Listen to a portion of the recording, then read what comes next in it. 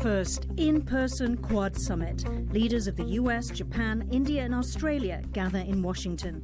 China's aggression in the Indo-Pacific is almost certainly on the table. Taiwan's opposition party to choose a new leader. The KMT's choice will be vital to its survival. Another LGBT rights win. A court says a woman does not have to undergo reassignment surgery to change her gender identity on documents. And is it another step towards an agile defence force? The country's first crewed mini-submarine is tested in Kaohsiung.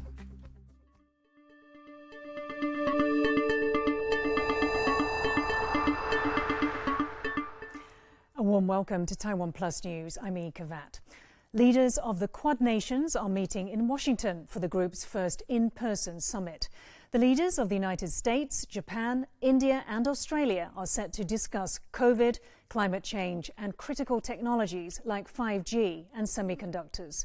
The Indo-Pacific Quadrilateral Security Dialogue was inaugurated in 2004, but it has taken on greater significance in recent years with the rise of China as a global superpower.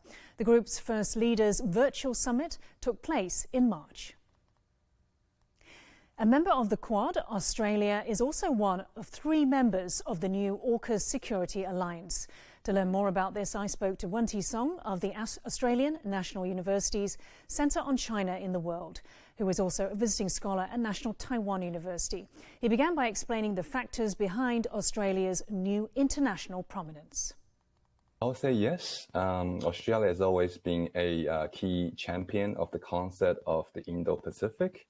Now, as the world increasingly moves away from a Asia-Pacific, largely economic lens and towards a more Indo-Pacific strategic lens, Australia being so importantly located at the nexus of the Indian and Pacific, it's increasingly making its presence felt globally. Australia recently signed, of course, this trilateral security partnership with the UK and the US, AUKUS. I think the nuclear submarine provides 2 important functions in power projection and, I guess, enhancing alliance relationships. Power projection-wise, one of the things that's often mentioned is that with the nuclear submarines, Australian naval presence can go as far north as the Taiwan Strait, for example. And that means that henceforth, with the nuclear subs, Australians will be able to move away from just a local-ish regional actor, but into a more trans-regional actor that has strategic weight as well. Mm-hmm. And why is it of such paramount importance that there is security, as the alliance says, security in the Indo-Pacific?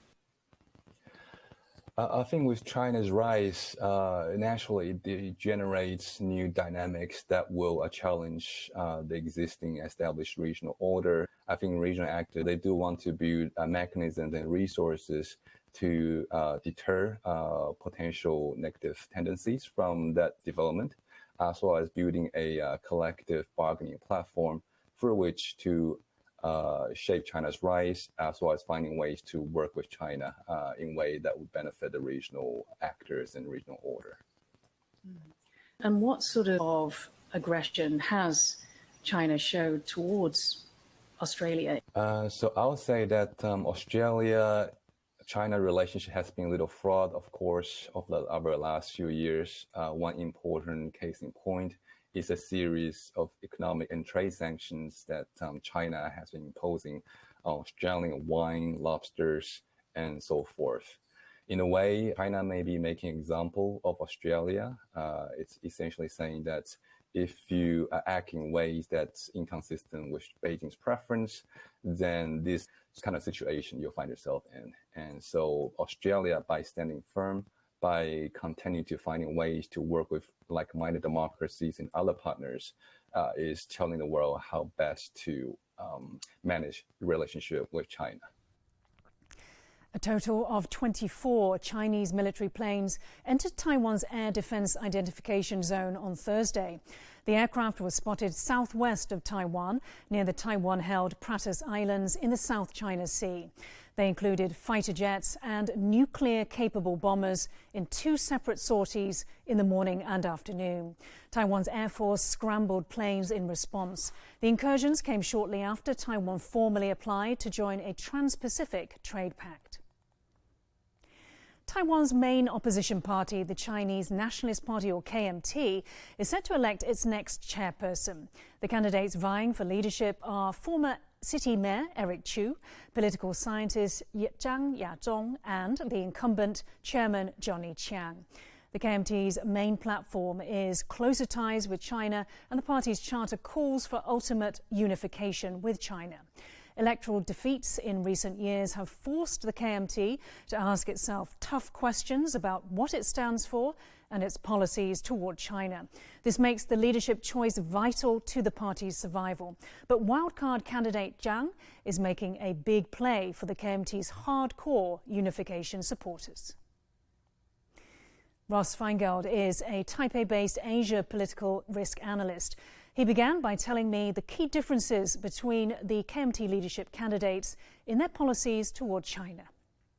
There are people like Zhang Yazhong, another smaller number of politicians in Taiwan, who favor what could be described as a more aggressive position on Taiwan's relationship with China. And what I mean is they would prefer, as I said, entering into some kind of political agreement. And they are quite vociferous in saying that Taiwan really should unify at some point with China. Whereas the more moderate Kuomintang politicians like a Johnny Jiang or an Eric Chu, they are more likely to emphasize, let's just keep the status quo. We're not seeking independence, but maybe now is not the right time to talk about unification.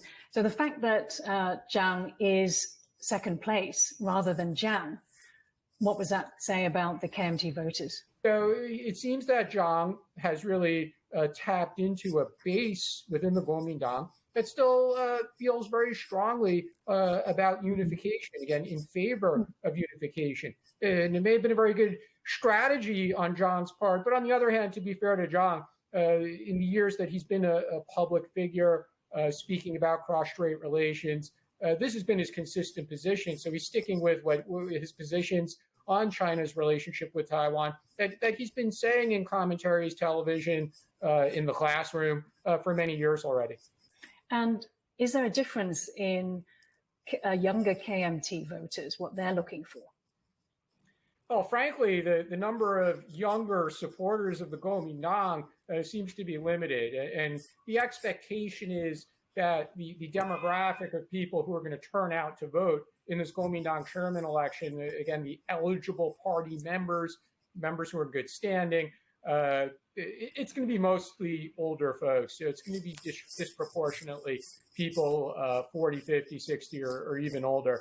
The Kuomintang, and frankly, at the moment has a very tough sell with younger people in Taiwan. To the extent that there are younger voters who do still favor the Kuomintang, I think it's fair to say that only a small minority share Zhang Yazhong's views about unification, and they're probably more looking for a party that is willing to oppose independence or aggressive moves in that direction, but is also willing to say that we're not going to be that close to China, and we're very happy with Taiwan's democracy, and is going to emphasize things like that, as well as emphasize the relationship with the United States more so than the relationship with China.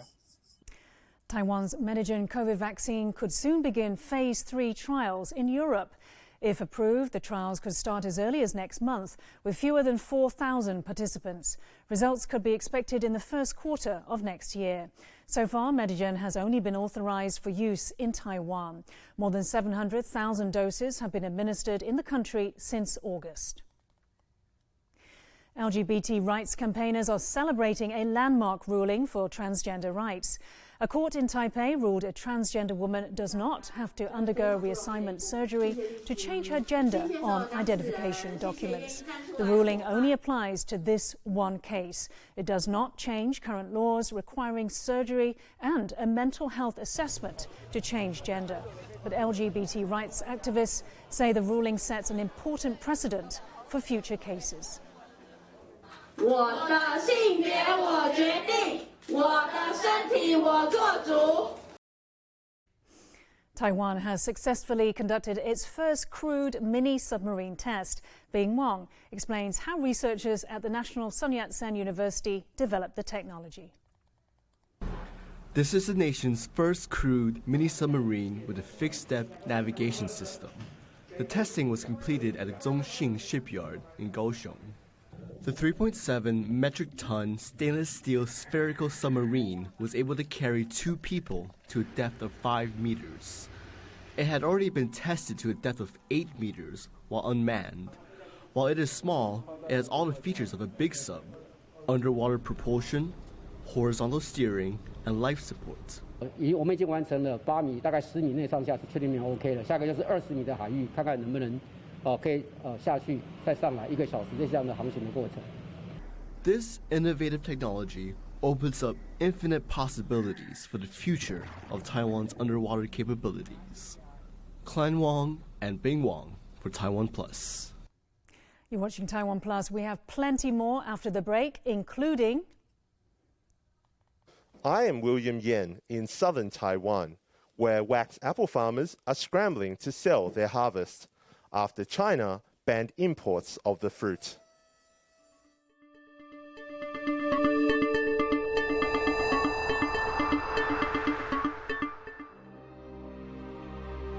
TaiwanPlus, the nation's first global streaming platform.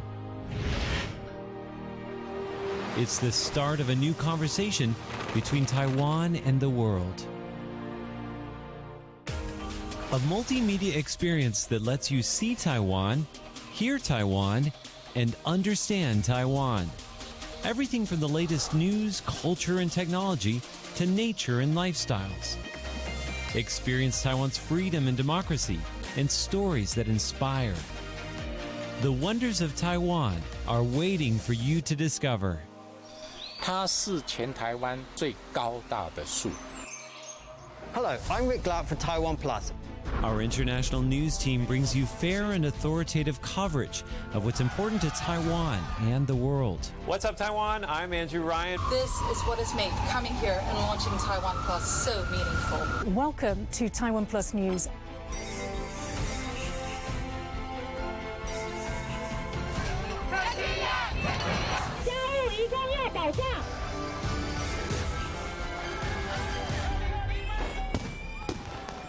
We tell our stories in a way that will resonate to your core.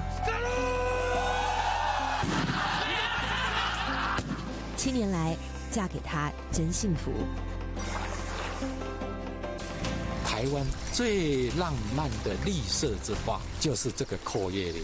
Explore the innovation and technology that propels everything made in Taiwan. 这个市场现在衰退了，我新的东西就取代了。 民间嘛流传不少跟低压线有关的都市传说。 Join us on a journey through mountains, forests, and the ocean that surrounds us. 只要我活着回来，我就要继续爬。 Take a bite out of Taiwan and get a taste of our culinary traditions. 那个时候开始，我要成为一个服装设计师。 Learn to speak our language. No, not just Mandarin, also the shared languages of inclusion and diversity.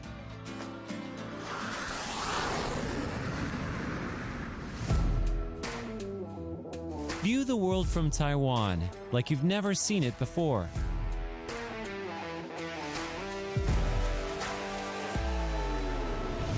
You'll find us at TaiwanPlus.com and all across the internet. This is Taiwan Plus. We're bringing Taiwan to the world.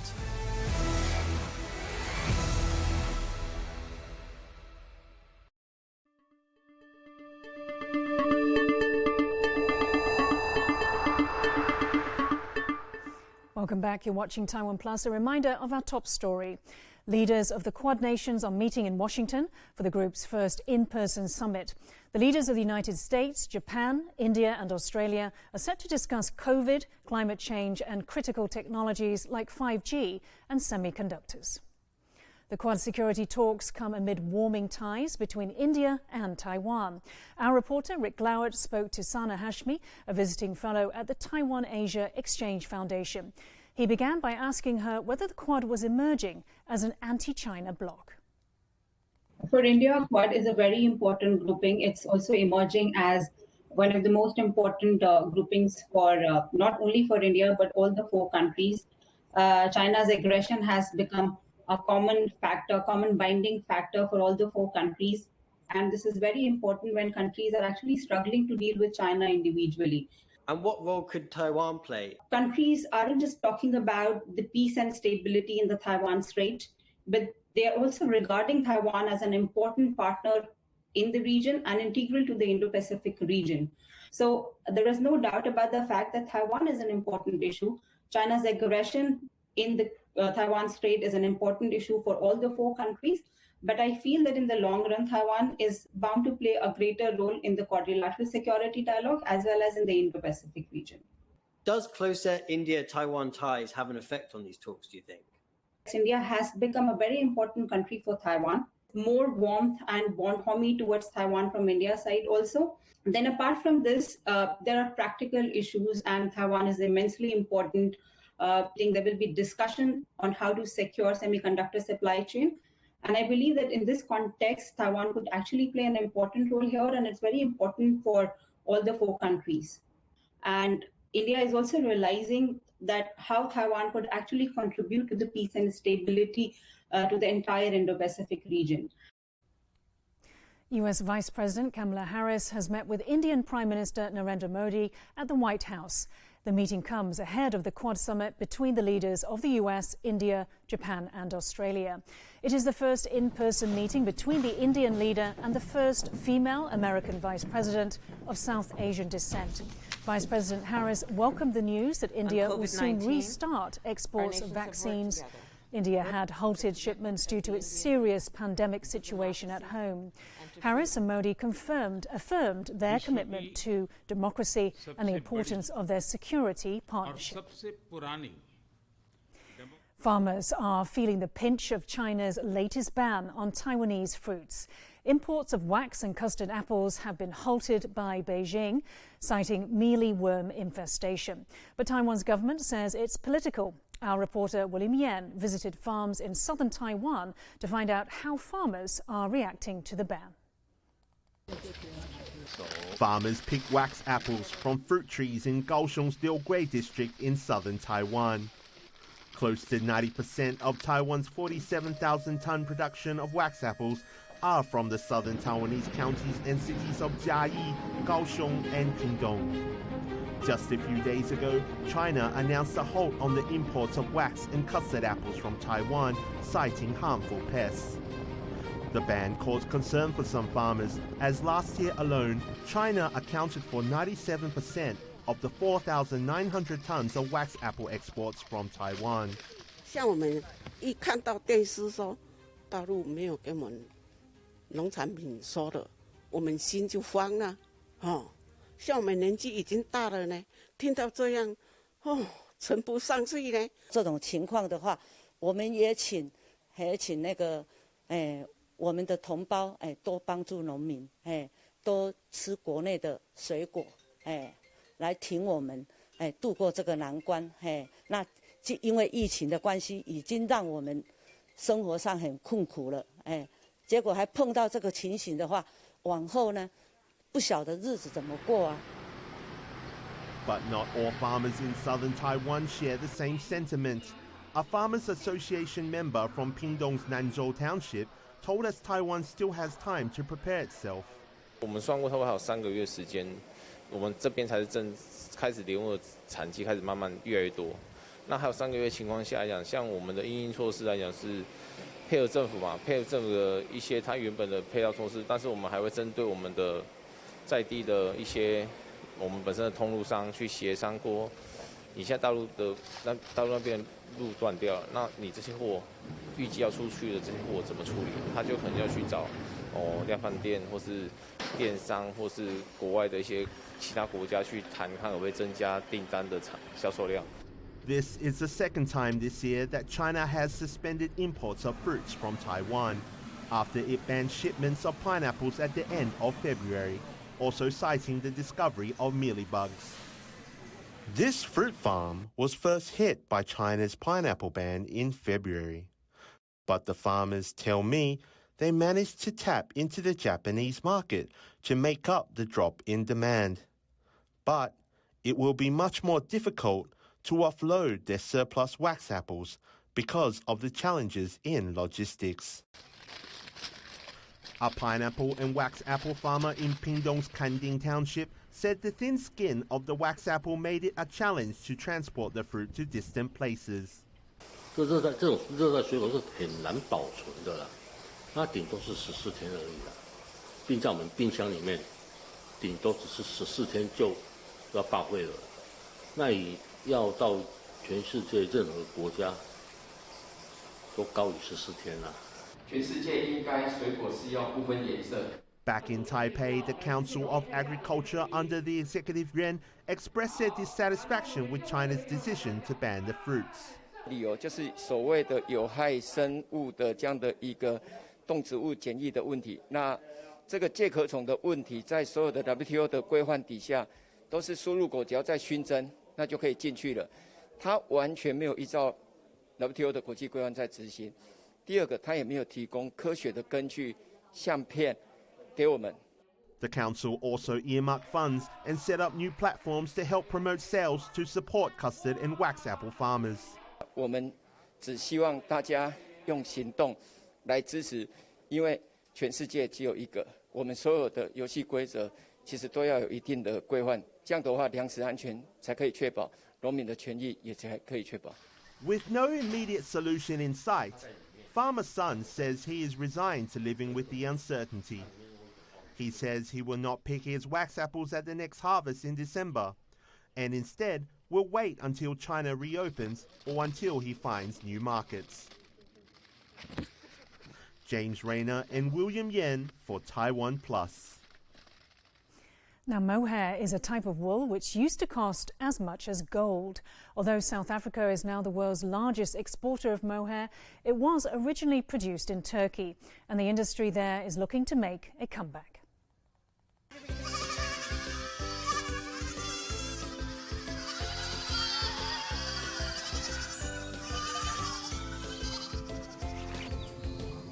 The Angora goat is a Turkish treasure. It's raised for its fleece and was one of the country's most important exports in the 19th century. They used to calculate when they are selling mohair, 1 kilo mohair was equal to 1 gram gold. So they used to sell it for gold prices, and it was really well income. Mohair production has been rapidly decreasing in Turkey due to a ban on farming animals in forests.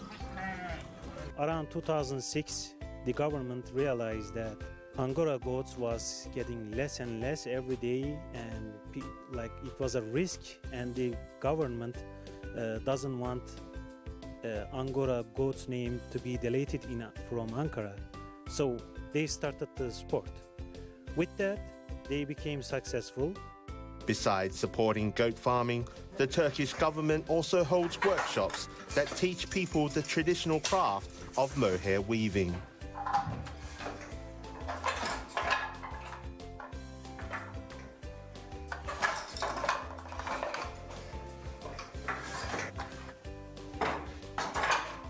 Yedi tane usta öğreticimiz çalışmakta.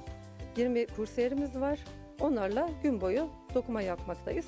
Tabii yeni gelen kursiyerlerimiz pamuklu dokuma yapmaktalar. 7 aylık bir eğitimden geçmekteler. Çünkü soğuk kumaş dokumak çok zor. İplik çok çabuk kırılıyor, sabır gerektiren bir iplik. With the government's help, the country may well relive the glory days of Angora goat farming and bring back the traditional craft of mohair weaving. A rarely seen leopard cat has been spotted near a man-made lake in central Taiwan. There have been 7 sightings in the area in the past 3 years. The leopard cat is Taiwan's only native species of wild cat.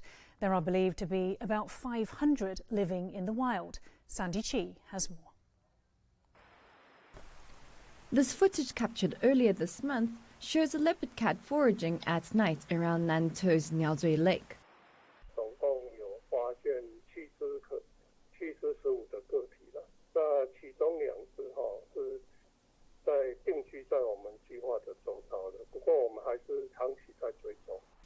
Nantou Lake is man-made and is still under construction as a park area.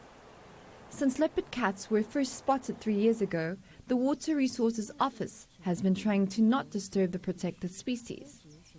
Now, they don't work at night when leopard cats go out to hunt. Conservationists would like to see the agency go further to make a complete habitat for the cats.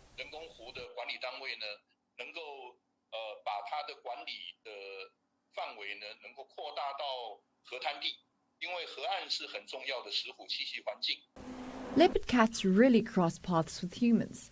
But when one Nantou resident came across a stray kitten, he came to suspect it was not a domestic cat. He called in the Endemic Species Research Institute.